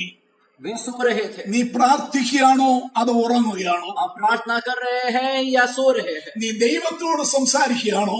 आप परमेश्वर से बात करते हैं നീ क्या? ദൈവത്തിൽ നിന്ന് കേൾക്കുകയാണോ? आप परमेश्वर से सुन पा रहे നീ हैं? ദൈവത്തിൽ നിന്ന് പ്രാപിക്കുകയാണോ आप परमेश्वर से प्राप्त करते हैं അതോ क्या? നീ ജഡത്തിന്റെ പ്രവൃത്തി ചെയ്യുകയാണോ? या शरीर के कामों को पूरा कर रहे നീ हैं? ആത്മാവിന്റെ ഫലം ഉയരത്തിൽ നിന്ന് വാങ്ങിക്കുകയാണോ आत्मा का फल ऊपर से पाते हैं അതോ ഇവിടെ ജഡത്തിന്റെ ആയുധം നീ ഒരുക്കുകയാണോ? या फिर शरीर की हथियारों को आप तैयार कर നീ रहे हैं? ആത്മാവിന്റെ ഫലം സൂക്ഷിക്കുകയാണോ आप आत्मा के फल को संभालते അതോ हैं ജഡത്തിന്റെ ആയുധം നീ ഇവിടെ കരുതി സൂക്ഷിച്ചു വെക്കുകയാണോ? या फिर शरीर के हथियारों को आप संभाल कर रखे हुए हैं? അടുത്ത നിമിഷത്തിൽ अगले समय में ഉറങ്ങിയ പത്രോസ് ഉൾപ്പെടെയുള്ള ശിഷ്യന്മാർ पतरस जो सोया हुआ था और अन्य चेले അവരെ ഇരുത്തിയ സ്ഥാനത്തിൽ നിന്ന് പ്രാർത്ഥിക്കാൻ കഴിയാതെ വണ്ണം जब वे परमेश्वर जिन उपस्थिति में उन्हें बिठाया वहां प्रार्थना नहीं कर पाए, इसके कारण ദൈവഹിതം അറിയാതെ परमेश्वर की मर्जी को ना जानते हुए അവർ അലസരായതിന്റെ ഫലം वे निरुत्साहित रहे। इसीलिए അവർ കൊടുക്കേണ്ടി വന്നത് उन्हें क्या फल देना पड़ा? യേശുവിനെ പിടിക്കാൻ റോമൻ പടയാളികളും മഹാപുരോഹിതന്മാരും സേവകരും വന്നപ്പോൾ പത്രോസ് വാളെടുത്ത് മഹാപുരോഹിതന്റെ ദാസനെ വെട്ടുന്ന കാഴ്ചയാണ് നമ്മൾ കാണുന്നത്. यीशु मसीह की मर्जी को ना जाने बिना जब उसे पकड़ने के लिए दुश्मन और सैनिक आए, हम देखते हैं कि पतरस अपने तलवार उठाकर दुश्मन के कान को काट रहा है। മുട്ടുമടക്കാത്ത പത്രോസ്, जिस पतरस ने अपने घुटनों को नहीं देखा, പ്രാർത്ഥിക്കാത്ത പത്രോസ്, जिस पतरस ने प्रार्थना नहीं किया, ദൈവത്തോട് സംസാരിക്കാത്ത പത്രോസ്, जिस पतरस ने परमेश्वर से प्रार्थना नहीं किया, ദൈവഹിതം അറിയാത്ത പത്രോസ്, जिस पतरस को परमेश्वर का मर्जी नहीं जाना, ആത്മാവിന്റെ ഫലം ഉയരത്തിൽ നിന്ന് പ്രാപിക്കാത്ത പത്രോസ് जो पतरस परमेश्वर की आत्मा के फल को नहीं पाया, ജഡത്തിന്റെ പ്രവൃത്തി വെളിപ്പെടുത്തുകയാണ്, वो शरीर के फल को प्रकट कर रहा है, കോപം വെളിപ്പെടുത്തുകയാണ്, गुस्से को प्रकट कर रहा है, ക്രൂരത വെളിപ്പെടുത്തുകയാണ്, उसके क्रोध को वो प्रकट कर रहा है ആമി പ്രതികാരം വെളിപ്പെടുത്തുകയാണ്. और उसके बदले की आत्मा को बता रहा है അവൻ ജഡത്തിന്റെ ആയുധം എടുക്കുകയാണ്, और वो शरीर के हथियार को उठा അവൻ रहा है, വെട്ടുകയാണ്, वो काट रहा है മറ്റൊരുത്തിന്റെ അവയവം ഛേദിച്ചു കളയുകയാണ്, और दूसरे के अंग को वो अलग कर रहा है, മറ്റൊരുത്തിനെ വേദനിപ്പിക്കുകയാണ്, दूसरे को दुख पहुंचा रहा है, മറ്റൊരുത്തിന്റെ രക്തം ചീന്തുകയാണ്, दूसरों का लहू बहा रहा है, മറ്റൊരുത്തിനെ ദണ്ഡിപ്പിക്കുകയാണ്. दूसरों को दुखी कर रहा है, दर्द पहुंचा रहा है। മുട്ടുമടക്കി യേശുവോ लेकिन यीशु मसीह जिन्होंने घुटनों को टेका, എന്ത് ചെയ്തു? वो क्या करते हैं? മഹാപുരോഹിതന്റെ ദാസന്റെ കാത് താഴെ വീണ കാതെടുത്ത് ഒട്ടിച്ചു ചേർത്ത് വെച്ച് അവനെ സൗഖ്യമാക്കുകയാണ്. महायाजक के दास का कान जो अलग हो गया था उसे वापस पुनर्स्थापित कर रहा है। ऐसे चंगाई का क्रिया यीशु मसीह कर रहे हैं। എന്നിട്ട് പത്രോസിനോട് പറയാണ്, और उसके बाद पतरस से നീ कहते हैं, വാള് ഉറയിലിടുക, तुम अपने हथियार को वापस रखो। വാളെടുക്കുന്നവനെല്ലാം വാളാൽ മരിക്കേണ്ടി വരും. जो कोई तलवार उठाते हैं वो तलवार से मारा जाएगा। മുട്ടുമടക്കിയവൻ സൗഖ്യമാക്കും, जो घुटने टेकते हैं वो चंगाई देगा। മുട്ടുമടക്കിയവൻ മുറിവ് കെട്ടും, जो घुटना टेकता है वो चंगाइयों को देता है। മുട്ടുമടക്കിയവൻ രണ്ടും ഭാഗമായി മുറിഞ്ഞു മാറിയതിനെ ഒന്നാക്കി തീർക്കും. जो घुटना टेकता है जो दो हिस्से में हो गए उसे वापस पुनर्स्थापित करता है। മുട്ടുമടക്കിയവൻ കരഞ്ഞവന്റെ കരച്ചിൽ മാറ്റും, जो घुटना टेकता है रोने वालों की आंसू को पोंछता है। മുട്ടുമടക്കിയവൻ വേദനിച്ചവന്റെ വേദന മാറ്റും, घुटने टेकने वाला जो दर्द में है उनके दर्द को दूर करता है। മുട്ടുമടക്കിയവൻ കലഹത്തിന്റെ സ്ഥാനത്ത് സമാധാനം കൊണ്ടുവരും. घुटने टेकने वाला हिंसा की जगह पर शांति को लेकर आता है। മുട്ടുമടക്കാത്തവനോ और जो घुटने नहीं टेकते हैं, മറ്റുള്ളവരെ മുറിപ്പെടുത്തും, दूसरों को दुखी करता है, മറ്റുള്ളവരെ വേദനിപ്പിക്കും, दूसरों को दर्द पहुंचाता है, മറ്റുള്ളവരുടെ രക്തം ചീന്തും, दूसरों का लहू बहाता है। അവൻ നിമിത്തം കലഹം ഉണ്ടാക്കും, उसके कारण अशांति फैलता है, വലിയ പ്രശ്നങ്ങൾ അവൻ നിമിത്തം വരും. उसके कारण हिंसा फैलता है। ഇത് സഭകളിൽ ഇത് കാണാം, ये कलीसिया में हम देख ഇത് सकते हैं, കുടുംബങ്ങളിൽ കാണാം. परिवारों में देख सकते हैं। പ്രാർത്ഥനാ ജീവിതമില്ലാത്ത വ്യക്തികളെ നിമിത്തം प्रार्थना का जीवन जिनके अंदर नहीं है ऐसे लोगों के कारण, മുട്ടുമടക്കുന്ന അനുഭവം ഇല്ലാത്ത വ്യക്തികൾ നിമിത്തം और घुटने टेकने वाला अनुभव जिनके अंदर नहीं है उनके कारण കുടുംബത്തിൽ പ്രശ്നമാണ്, परिवार में परेशानी है, കുടുംബത്തിൽ കലഹമാണ്, परिवार में दुखी है, കുടുംബങ്ങളിൽ അന്യോന്യം വേദനിപ്പിക്കുകയാണ്, परिवार में हम एक दूसरे को दुखी करते हैं, അന്യോന്യം ദണ്ഡിപ്പിക്കുകയാണ്. एक दूसरे को दंडित करते हैं। സഭകളിൽ പ്രശ്നമാണ്, कलीसिया में परेशानी है, സഭകളിൽ പോർവിളിയും ശണ്ടയുമാണ്, कलीसिया में चुनौती और दुखी होने का अनुभव है। അന്യോന്യം ദണ്ഡിപ്പിച്ച് ഉപദ്രവിപ്പിക്കുകയാണ്, एक दूसरे को हम दुखी करते हैं, വാക്കിലൂടെ പ്രവൃത്തിയുള്ള അന്യോന്യം മുറിപ്പെടുത്തുകയാണ്. പറയുകയാണ്, अपनी मुंह के वचन से, बोली से दूसरों को दुखी करते हैं। ഇതിന്റെ മധ്യത്തിലാണ് और इसके बीच में മുട്ടുമടക്കുന്ന ദൈവമക്കളെ ആവശ്യമായിരിക്കുന്നത്. घुटने टेकने वाले परमेश्वर के लोगों की जरूरत है। മുട്ടുകുത്തുന്ന ഭക്തന്മാരെ ആവശ്യമുണ്ട്. घुटने टेकने वाले लोगों की जरूरत है। ഈ പത്രോസിന്റെ ജീവിതത്തിൽ മുട്ടുകുത്താത്തതിന്റെ അനുഭവം വെളിപ്പെടുത്തി. और पतरस घुटने ना टेकने वाले अनुभव को दिखाया। മുട്ടുമടക്കിയ യേശുവും മുട്ടുമടക്കാത്ത പത്രോസും രണ്ട് അനുഭവം നമ്മുടെ മുമ്പിൽ കാണിക്കുകയാണ്. घुटना टेकने वाला यीशु मसीह और घुटना ना टेकने वाला पतरस, दो विभिन्न अनुभवों को हमारे सामने प्रस्तुत ദൈവവചനം कर रहे हैं। കേൾക്കുന്നതിനെ ശ്രദ്ധിക്കുന്ന സകല വിശുദ്ധന്മാരുമേ, और मुझे सुनने वाले प्रभु के लोगों, സകല വിശ്വാസികളുമായുള്ളവരെ, सारे परिवारों विश्वासियों, ഇതിലേതെങ്കിലും ഒരു സ്വഭാവം നിങ്ങളിലും കാണും.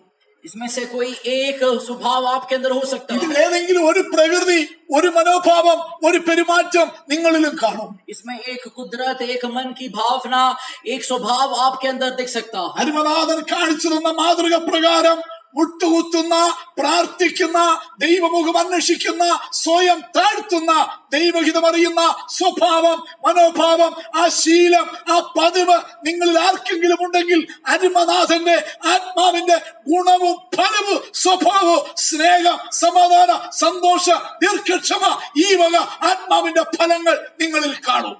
और हमारे प्राण के नाथ ने, उन्होंने जो बातें हमें सिखाया, जो दृष्टांत हमारे सामने रखा है, जो नमूना हमारे सामने रखा है कि हम घुटने टेके, और उस घुटने टेकने से आत्मा का फल और दीनता और नम्रता और प्रेम का भाव हमारे अंदर दिखेगा। മുട്ടുമടക്കാത്ത പത്രോസിന്റെ സ്വഭാവമാണെങ്കിൽ, यदि घुटना ना टेकने वाला पतरस का स्वभाव हमारे अंदर है, तो പ്രാർത്ഥിക്കാൻ തരുന്ന സമയം പ്രാർത്ഥിക്കാതെ, प्रार्थना करने वाला समय प्रार्थना ना करते हुए, മുട്ടുമടക്കാതെ, यदि घुटने नहीं टेकते, ദൈവമുഖം അന്വേഷിക്കാതെ परमेश्वर का चेहरा ना ढूंढते हुए മുൻപോട്ട് പോകുന്ന സ്വഭാവം, മനോഭാവം, പ്രകൃതിയാണെങ്കിൽ आगे बढ़ते जाने वाला स्वभाव है, तो കേവലം ഭൗതിക കാര്യം മാത്രം, केवल भौतिक बातें, ഈ ലോകകാര്യം മാത്രം, इस दुनियाई बातें, ജോലിക്കാര്യം മാത്രം, नौकरी की बातें, ബിസിനസ് കാര്യം മാത്രം, व्यापार की बातें, കമ്പനിക്കാര്യം മാത്രം, कंपनी की बातें, ഓഫീസ് കാര്യം മാത്രം, ऑफिस की बातें, രാഷ്ട്രീയ കാര്യം മാത്രം, राजनीतिक बातें, തിന്നുന്ന കാര്യം മാത്രം, खाने की बातें, കുടിക്കുന്ന കാര്യം മാത്രം, पीने की बातें, ധരിക്കുന്ന കാര്യം മാത്രം, बहने की बातें, ഈ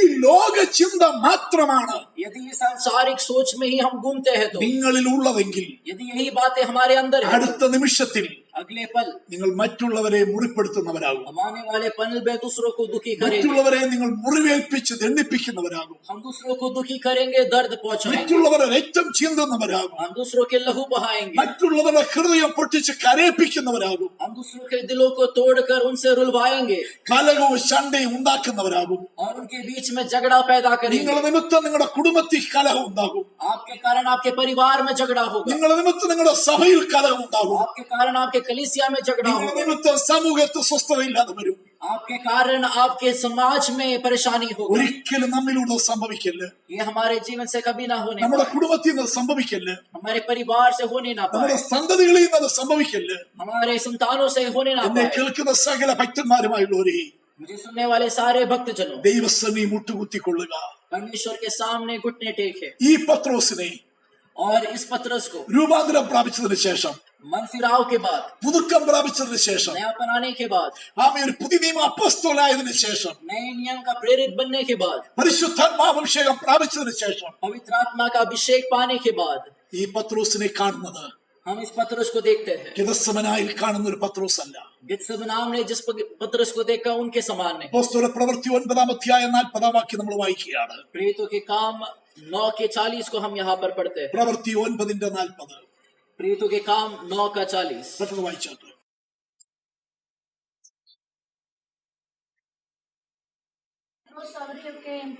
പത്രോസ് അവരെയൊക്കെയും പുറത്തിറക്കി മുട്ടുകുത്തി പ്രാർത്ഥിച്ചു, ശവത്തിന്റെ നേരെ തിരിഞ്ഞു, തബീഥേ എഴുന്നേൽക്ക എന്ന് പറഞ്ഞു. അവൾ കണ്ണു തുറന്നു, പത്രോസിനെ കണ്ട് എഴുന്നേറ്റിരുന്നു. നാം ഗെത്സമനായിൽ കണ്ട പത്രോസിന്റെ ആ രീതിയോ ആ പത്രോസോ ആ കാഴ്ചപ്പാടോ ആ മനോഭാവമോ അല്ല ഇപ്പോൾ ഈ പുതിയ നിയമത്തിൽ അപ്പോസ്തല പ്രവൃത്തി കാണുന്ന പത്രോസ് വ്യത്യസ്തനാണ്. हम लूका में जिस पतरस को देखते हैं, गतसमना में जिस पतरस को देखते हैं, उससे बहुत ही विभिन्न अनुभव में प्रेरित पतरस को हम यहाँ पर देखते हैं। ഒരു വ്യക്തിക്ക് एक व्यक्ति को പരാജയം വരാം, हार आ सकता है, തോൽവി വരാം, ക്ഷീണം വരാം, തെറ്റ് വരാം. कमजोरी आ सकता है, उनके जीवन में भूल आ सकता है। ഏതൊരു വ്യക്തിയെന്നും അവസരം പോലെ ജഡസ്വഭാവം, ജഡപ്രവൃത്തി പൊങ്ങി വരാം. किसी भी व्यक्ति से समय अनुसार शरीर का काम उठ सकता है, കോപവും ക്രൂരതയും ദേഷ്യവും പൊങ്ങി വരാം, गुस्सा और क्रोध प्रकट हो सकता है, പ്രതികാര സ്വഭാവം പൊങ്ങി വരാം. बदले का अनुभव आ सकता है। എന്നാൽ നിന്റെ മേൽ പരിശുദ്ധാത്മാവ് വന്നു കഴിഞ്ഞാൽ, यदि पवित्र आत्मा आने के बाद, ദൈവകൃപ നീ പ്രാപിച്ചു കഴിഞ്ഞാൽ, परमेश्वर का अनुग्रह पाने के बाद, നിനക്കൊരു വ്യത്യാസം, പുതുക്കം, മനംതിരിവ്, രൂപാന്തരം വന്നു കഴിഞ്ഞാൽ, तुम्हारे अंदर एक बदलाव, तुम्हारे अंदर एक मन फिराव आने के बाद, നീ പിന്നെ പഴയ പത്രോസ് അല്ല, आप फिर पुराने पतरस के നീ अनुभव में പിന്നെ नहीं। പഴയ തോമസ് അല്ല, പഴയ ജോസ് അല്ല, പഴയ ഷിജി അല്ല എന്ന് വെളിപ്പെടുത്തേണ്ടത് ആവശ്യമാണ്. हमें फिर साबित करना है कि हम पुराने लोग नहीं है। സഹോദര സഹോദരി, നിന്റെ കഴിഞ്ഞ കാലത്തിലെ പാളിച്ചകൾ, വീഴ്ചകൾ, ലംഘനങ്ങൾ, തോൽവികൾ ദൈവം ക്ഷമിച്ച് നിനക്കൊരു പുതുക്കത്തിനും നിനക്കൊരു പുതിയ അനുഭവത്തിനും അവസരം ദൈവം തരുമ്പോൾ നീ അവസരം പാഴാക്കല്ല്, നീ അവസരം തക്കത്തിൽ വിനിയോഗിച്ചുകൊള്ളണം. जब परमेश्वर हमें मौका देता है और सुधारने के लिए और अपने जीवन को नया करने का अवसर जब परमेश्वर देता है, हम उसका उपयोग करें और नयापन में प्रवेश करें। മരിച്ചു കിടക്കുന്ന തബീതയുടെ ഭവനത്തിൽ ഇപ്പോൾ പത്രോസ് വന്നിരിക്കുകയാണ്. मरी हुई तबीता के परिवार में पतरस अब आया है, അവൾ കിടക്കുന്ന, ശവം കിടക്കുന്ന റൂമിൽ നിന്ന് എല്ലാവരെയും പുറത്താക്കിയിട്ട് और उसका शव जिस कमरे में पड़ा हुआ था वहां से सबको बाहर करने के बाद പത്രോസ് ആ മുറിയിൽ ദൈവത്തിന്റെ സന്നിധിയിൽ മുട്ടുകുത്തി. पतरस उस कमरे में यीशु मसीह की उपस्थिति में घुटने टेक रहा है। മുട്ടുമടക്കാതിരുന്ന പത്രോസ് മുട്ടുമടക്കുന്ന പത്രോസായി മാറി. जो पतरस घुटने नहीं टेकता था वो अब घुटनों में आ रहा। മുട്ടുമടക്കാതിരുന്ന കാലത്ത് ജീവനുള്ള ഒരുവനെ വെട്ടിക്കൊല്ലാൻ വാളെടുത്ത് വെട്ടിയ പത്രോസ് മുട്ടുമടക്കിയതിനു ശേഷം മരിച്ച ഒന്നിനെ ജീവിപ്പിക്കുന്നവനായി മാറുകയാണ്. जब वो घुटना नहीं टेकता था, जीवित व्यक्ति को मारने की कोशिश में वो घूमता रहता था, लेकिन अब मन फिराव आने के बाद, घुटना टेकने के बाद मरे हुओं को जीवित करने की क्रिया में वो प्रवेश कर रहा है। പ്രാർത്ഥനാ ജീവിതം ഉള്ളവന്റെ, പ്രാർത്ഥനാ ജീവിതം ഇല്ലാത്തവന്റെ, അല്ലെ പ്രാർത്ഥനാ ജീവിതം ഉള്ളപ്പോഴത്തെ അവസ്ഥയും പ്രാർത്ഥനാ ജീവിതം ഇല്ലാതാകുമ്പോഴത്തെ അവസ്ഥയും ഇത് വെളിപ്പെടുത്തുകയാണ്. और ये सच्चाई हमें इस बात का सबूत देता है कि प्रार्थना करने वाले का अनुभव क्या है और प्रार्थना ना करने वाले का अनुभव क्या है। പ്രാർത്ഥന ഇല്ലാത്തവൻ മറ്റുള്ളവരെ കൊല്ലും, प्रार्थना ना करने वाला व्यक्ति दूसरों को मारेगा, പ്രാർത്ഥന ഉള്ളവൻ മരിച്ചതിനെ പോലും ജീവിപ്പിക്കും. लेकिन प्रार्थना करने वाला मरे हुओं को भी जीवित कर അവൻ देता है। കൊല്ലത്തില്ലെന്ന് മാത്രമല്ല, वो केवल मारेगा ही नहीं, മരിച്ചതിനെ ജീവിപ്പിക്കുകയും കൂടെ ചെയ്യും. मरे हुओं को जीवित भी कर देता है, അവൻ ആത്മഭാരം അറിയാം. क्योंकि उसमें आत्मा का दर्द को जानता है। പ്രാർത്ഥന ഇല്ലാത്തവൻ ആത്മഭാരം അറിയത്തില്ല. जो प्रार्थना नहीं करता है उसके अंदर आत्मा का दर्द नहीं है। മുട്ടുമടക്കുന്ന അനുഭവം ഇല്ലാത്തവന് ദൈവസന്നിധി താഴ്മയോട് വിധേയത്തോട് സമർപ്പിച്ച് പ്രാർത്ഥനാ ജീവിതമില്ലാത്തവന് ഒരു ആത്മാവിന്റെ വില അറിയത്തില്ല. അവൻ അതിനെ വെട്ടിക്കൊല്ലും. प्रार्थना ना करने वाला वो कभी भी आत्मा के मूल्य को नहीं जानता है और वो बार बार उसे खत्म करने की कोशिश करेगा। പ്രാർത്ഥനാ ജീവിതമില്ലാത്തവൻ വാക്കുകൊണ്ടോ പ്രവൃത്തി കൊണ്ട്, നോട്ടം കൊണ്ട്, പെരുമാറ്റം കൊണ്ട്, പബ്ലിസിറ്റി കൊണ്ട്, എഴുത്തുകൊണ്ട് മറ്റുള്ളവരെ കൊല്ലുമ്പോൾ പ്രാർത്ഥനാ ജീവിതമുള്ളവൻ ആത്മാവിന്റെ വിലയറിയാൻ കഴിയും, ആത്മാക്കളുടെ വിലയറിയാൻ കഴിയും. എങ്ങനെയും ഒരു ആത്മാവിനെ ജീവിപ്പിക്കണം, എങ്ങനെയും ഒരു ആത്മാവിനെ എഴുന്നേൽപ്പിക്കണം. അത് പാപത്തിൽ മരിച്ചാലും, അത് അകൃത്യത്തിൽ മരിച്ചാലും, അത് ശാപത്തിൽ മരിച്ചാലും, രോഗനിമിത്തം മരിച്ചാലും ശരി, മരിച്ചതിനെ ജീവിപ്പിക്കണം, എഴുന്നേൽപ്പിക്കണം എന്നുള്ള ആത്മഭാരത്തോടെ മുട്ടുമടക്കുന്നവൻ മറ്റുള്ളവരെ ജീവിപ്പിക്കുന്നവനാകും.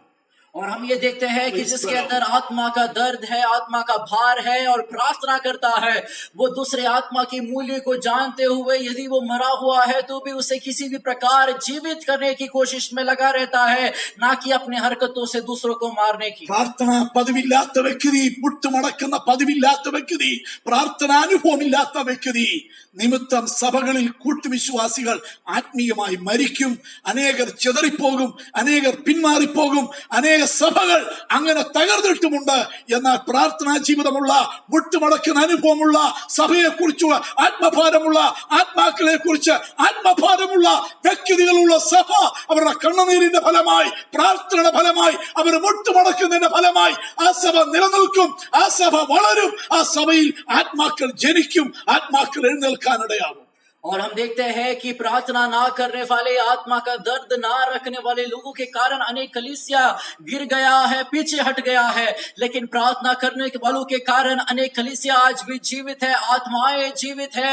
मरो हुओं को भी जिलाने की जिम्मेदारी जो लेते हैं, उनके लिए मैं परमेश्वर का धन्यवाद करता हूं। കേൾക്കുന്ന പ്രിയ വിശ്വാസികളെ, जो सुनने वाले प्रभु के लोगों, നിങ്ങളെ ഓർത്ത് आप अपने आप को याद करते നിങ്ങൾ हुए തികഞ്ഞ ഒരു ആത്മീയരാകാൻ, आप एक सिद्ध आत्मिक पुरुष തികഞ്ഞ बन जाने के लिए, ഒരു വിശുദ്ധനും ഭക്തനുമാകാൻ, आप एक पवित्र व्यक्ति बन जाने के लिए, ദൈവത്തിന് കൊള്ളാവുന്ന, ദൈവസഭയ്ക്ക് കൊള്ളാവുന്ന, ദൈവ രാജ്യത്തിന് കൊള്ളാവുന്ന, ദൈവ വേലയ്ക്ക് കൊള്ളാവുന്ന ഒരു വ്യക്തിയായി തീരാൻ, ഒരു തികഞ്ഞ ആത്മീയ സ്വഭാവമുള്ളവനാകാൻ നിങ്ങൾക്ക് പ്രാർത്ഥനാ ജീവിതം ആവശ്യമാണ്. परमेश्वर के सामने ग्रहण योग्य, परमेश्वर के कलीसिया के लिए उपयोगी, परमेश्वर के राज्य के लिए उपयोगी लोग यदि हमें बनना है तो प्रार्थना हमारे लिए अनिवार्य है। നിനക്ക് തികഞ്ഞ ഒരു ആത്മീയ ഭർത്താവാകണോ?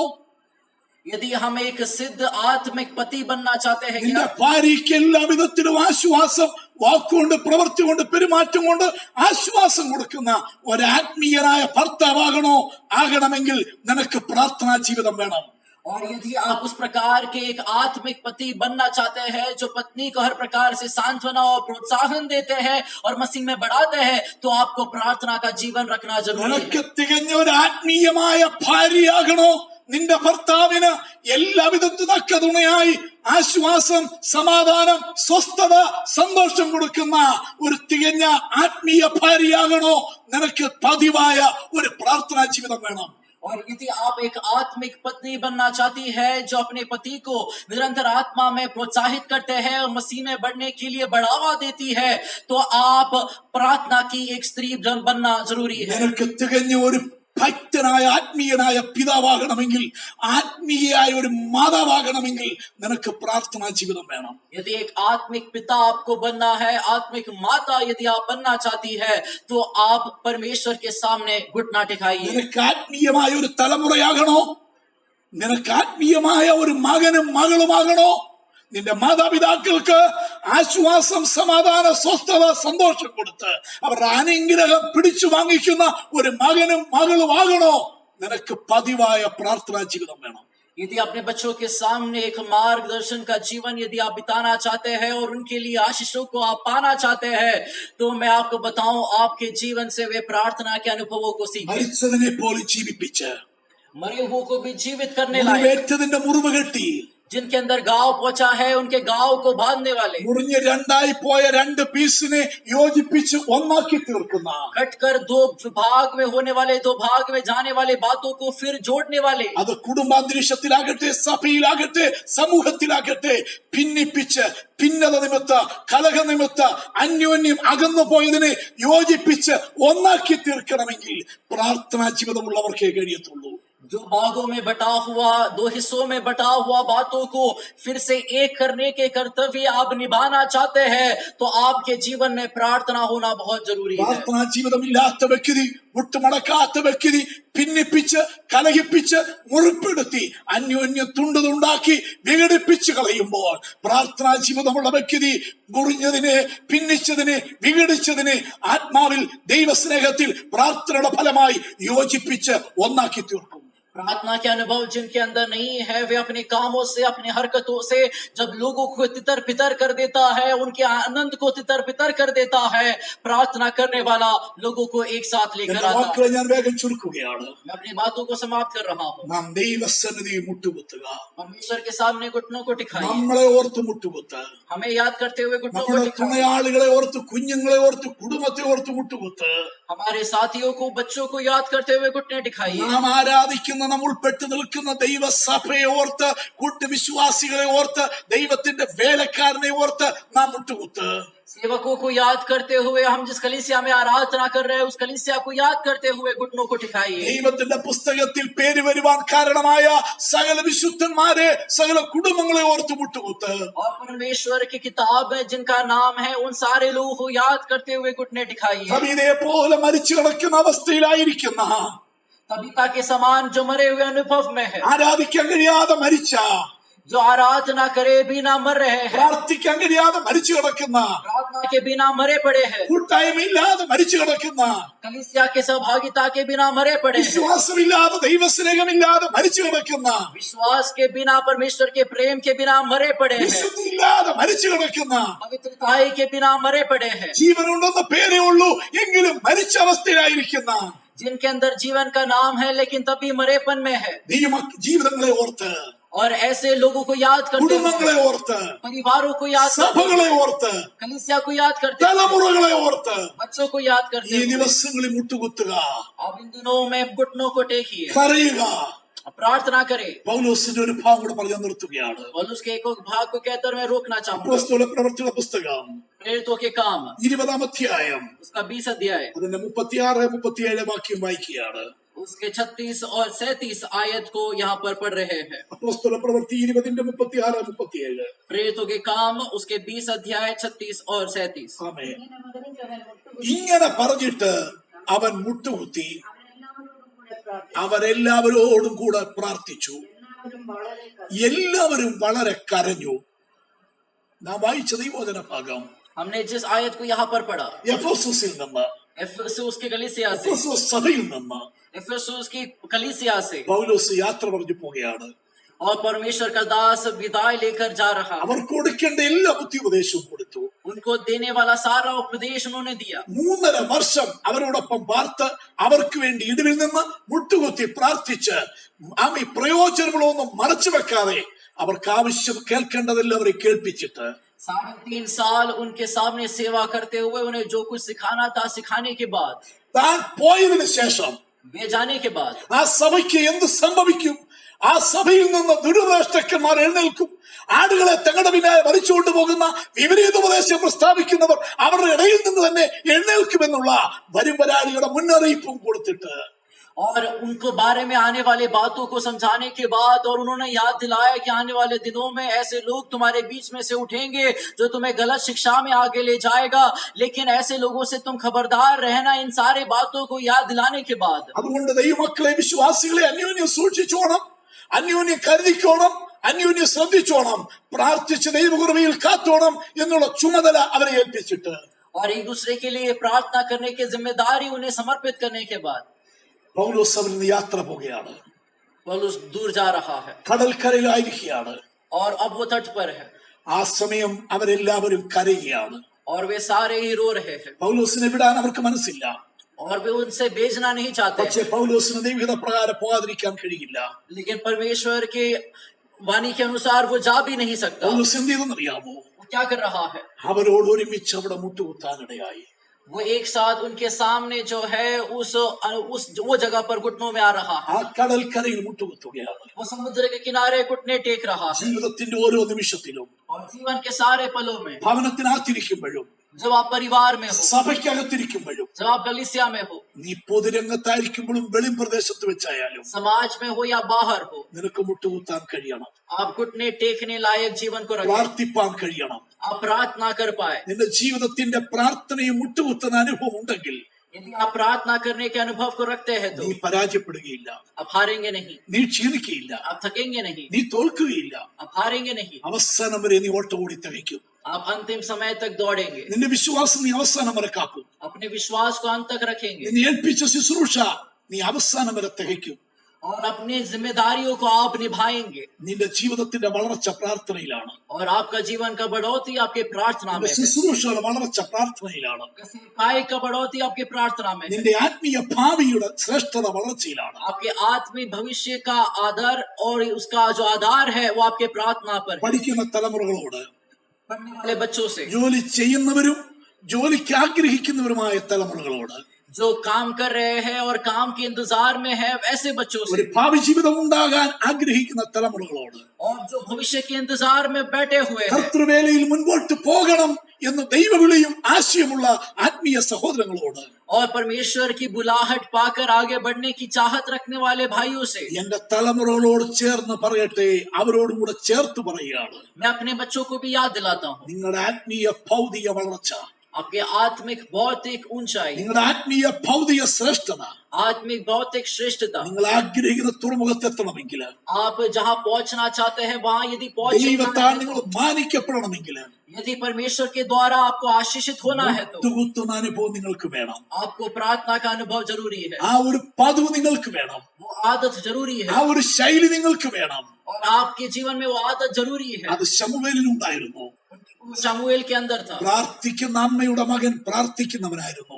प्रार्थना करने वाली माँ का बेटा प्रार्थना करने वाला അതൊരു निकला। ദാവീദിനുണ്ടായിരുന്നു. वो दाऊद के जीवन में था। ഈ ദൈവത്തിന്റെ ഭക്തയായ ഒരു സ്ത്രീയായിരുന്നു ദാവീദിന്റെ അമ്മ. दाऊद की माँ जो है एक भक्ति से परिपूर्ण एक स्त्री थी, ആ തള്ളയുടെ മകനായ ദാവീദ് അതുപോലെ പ്രാർത്ഥിക്കുന്നവനായിരുന്നു. और उस माँ का बेटा दाऊद भी प्रार्थना करता ആ था, പതിവ് ദാനിയേലിൽ ഉണ്ടായിരുന്നു. और दानिയേल के अंदर था। ആ പതിവ് നമ്മുടെ വാഴ്ത്തപ്പെട്ട കർത്താവിനുണ്ടായിരുന്നു. इस मसीह के जीवन में हम उस आदत को ആ देखते हैं। പതിവ് പൗലോസ് അപ്പോസ്തലനുണ്ടായിരുന്നു. वो प्रेरित पौलुस में था, പ്രാർത്ഥന പതിവ് ആർക്കൊക്കെ ഉണ്ടായിരുന്നു? जिनके अंदर प्रार्थना का आदत है। മോശയ്ക്ക് ആ പതിവുണ്ടായിരുന്നു. मूसा के अंदर वो था, ഏത് സംഗതികൾ വന്നാലും മുട്ടുകുത്തുകയായിരുന്നു. जो भी परेशानी आता था तो वो रोता था परमेश्वर के साथ। സഹോദരന്മാരെ, भाइयों, സഹോദരിമാരെ, കുഞ്ഞുങ്ങളെ, बहनों, बच्चों, കർത്തൃവേല ചെയ്യുന്ന കർത്താവിന്റെ ദാസന്മാരെ, सेवा करने वाले प्रभु के लोगों, ജീവിതത്തെ ബാധിക്കുന്ന, കുടുംബത്തെ ബാധിക്കുന്ന, കുഞ്ഞുങ്ങളെ ബാധിക്കുന്ന, ശുശ്രൂഷയെ ബാധിക്കുന്ന, ഭാവിയെ ബാധിക്കുന്ന, ആത്മീയ ഭൗതിക ശാരീരിക മണ്ഡലങ്ങളെ ബാധിക്കുന്ന ഏത് വിഷയത്തിൽ ഭാരപ്പെടുന്നു, മറുപടി ഒന്നേ ഉള്ളൂ: ദൈവത്തിന്റെ സന്നിധിയിൽ മുട്ടുകുത്തുക. और आपके परिवार में, आपके जीवन में आने वाले सारे समस्याओं के सामने केवल एक ही काम हमें करना है। परमेश्वर जो हमारे प्रार्थनाओं को सुनता है और सामर्थ्यवान है, उस परमेश्वर के सामने अपने घुटनों को टेकें। അസാധ്യങ്ങൾ സാധ്യമാകുന്നത് കാണും. असंभव को संभव होते हुए हम അടഞ്ഞ देखेंगे, വഴികൾ തുറക്കുന്നത് കാണും. बंद रास्तों को खोलते हुए हम देखेंगे, അത്ഭുതം നിന്റെ മുമ്പിൽ സംഭവിക്കുന്നത് കാണും. अद्भुत बातें होते हुए हम देखेंगे, ചെങ്കടൽ വിഭാഗിക്കുന്നത് നീ കാണും. लाल सागर का विभाजन हम देखेंगे, യോർദാൻ പിൻവാങ്ങുന്നത് നീ കാണും. योरदान उल्टा घूमने वाले अनुभव हम പർവ്വതങ്ങൾ देखेंगे, കുന്നുകൾ സമാനമായ പ്രശ്നം നിന്റെ മുമ്പിൽ സമഭൂമിയാകുന്നത് നീ കാണും. पहाड़ समान अनुभव आपके सामने डा होते हुए आप देखेंगे। ദൈവത്താൽ കഴിയാത്ത ഒരു കാര്യവുമില്ല. परमेश्वर से असंभव कोई बात നീ नहीं है। മുട്ടുകുത്താൻ മനസ്സ് വെക്കാമോ? यदि आप घुटने टेकने की चाहत അത് रखते हैं കേട്ട് क्या, ഉത്തരമരുളുന്ന ഒരു ദൈവമുണ്ട്. उसे सुनकर जवाब देने के लिए एक विश्वास योग्य परमेश्वर है। നിന്റെ മേലുള്ള, നിന്റെ കുടുംബത്തിന്മേലുള്ള, നിന്റെ കുടുംബജീവിതത്തിന്മേലുള്ള വായ്ത്തത്തെ നിവർത്തിക്ക് ഒറ്റ വഴിയേ ഉള്ളൂ, പോം വഴി ഒന്നേ ഉള്ളൂ: മുട്ടുകുത്തുക, കരയുക. आपके सामने, आपके परिवार के सामने जो परेशानी है, यदि आप उसके सामने जवाब को पाना चाहते हैं तो केवल एक ही जवाब है कि आप अपने घुटनों पर आए। ഇന്ന് വരെ സംഭവിച്ച എല്ലാ അലസതയും, आज तक जो भी आलसपन हमारे जीवन में പ്രാർത്ഥനയോട് आया, കാണിച്ച എല്ലാ അലസതയും, മടിയും, और जो कुछ आलसपन हमने दिखाया प्रार्थना के प्रति, ആത്മഭാരമില്ലാതെ കാണിച്ച എല്ലാ അനാസ്ഥയും, और हमारे आत्मा के प्रति जो दर्द के बिना हम रहे थे, उस अनुभव में गुजरने वाले से ഇന്ന് പകൽക്കാലം എന്നേക്കുമായി വിട്ടുകളയുക. हमेशा हमेशा हम दूर हो जाए, ഒരു പുതുക്കത്തിലേക്ക് വരിക. एक नयापन में आए, ദൈവത്തിന്റെ അവസര സമയത്തക്കത്തിൽ വിനിയോഗിക്കുക. और परमेश्वर जो जिम्मेदारी दे रहा है उसे पूरा निभाए। ദൈവനായ ദൈവം महान ഈ परमेश्वर, വചനം കേൾക്കുന്ന സകല ഭക്തന്മാരെയും और वचन सुनने वाले सारे भक्तों ഈ ദിവസങ്ങളിൽ इन दिनों में ദൈവസേന മുട്ടുകുത്തുന്നവരാക്കി തീർക്കട്ടെ എന്ന് പ്രാർത്ഥിച്ച് परमेश्वर के सामने घुटने टेकने वाले बनाए, ये प्रार्थना करते എന്റെ हुए വാക്കുകളെ ചുരുക്കുകയാണ്. मैं अपने वचनों को समाप्त करता हूँ। ദൈവത്തിന്റെ കൃപയിലും प्रभु के अनुग्रह में, ദൈവത്തിന്റെ കൃപയുടെ വചനത്തിലും प्रभु के अनुग्रह के वचन നിങ്ങളെ में ഫലമേൽപ്പിച്ച് आपको समर्पित करते हुए പിതാവിന്റെ പുത്രന്റെ പരിശുദ്ധാത്മാവിന്റെ നാമത്തിൽ സകല ദൈവജനത്തെയും അനുഗ്രഹിക്കുകയാണ്. पिता, पुत्र और पवित्र आत्मा के नाम से मैं आप सभी को आशीष देना നിങ്ങളും चाहता നിങ്ങളുടെ हूँ। കുഞ്ഞുങ്ങളും ഒരു അനുഗ്രഹം തന്നെയാകട്ടെ. आप और आपके बच्चे आशीषित हो। യേശു ക്രിസ്തുവിന്റെ കൃപ നിങ്ങൾ എല്ലാവരോടും കൂടി ഇരിക്കുമാറാകട്ടെ. यीशु मसीह का अनुग्रह आप सभी के साथ रहे। നമുക്ക് പ്രാർത്ഥിക്കാം. आइए